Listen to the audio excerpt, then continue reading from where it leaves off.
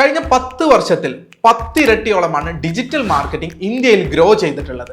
Hey, welcome back to DM foundation series episode 3. This is Rais Kapoor from ഡെക്സ്റ്റ academy. ഞാൻ 7 വർഷമായിട്ട് digital marketing ഫീൽഡിലുള്ള ഒരു എക്സ്പെർട്ടാണ്.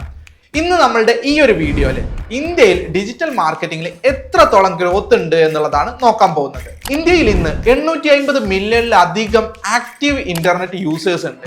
അതിൽ തന്നെ ആവറേജ് 4 മണിക്കൂറിലധികമാണ് ഓരോ യൂസേഴ്സും ഇന്ന് സോഷ്യൽ മീഡിയയിൽ ടൈം ചെലവഴിക്കുന്നത്.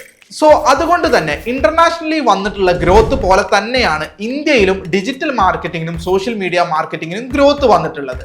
Education, finance, health care, real estate, E commerce, ഈ ഇൻഡസ്ട്രികളൊക്കെയാണ് ഡിജിറ്റൽ മാർക്കറ്റിംഗിൽ ഇന്ന് ഏറ്റവും നല്ല രീതിയിൽ ബൂം ചെയ്ത് നിൽക്കുന്നത്.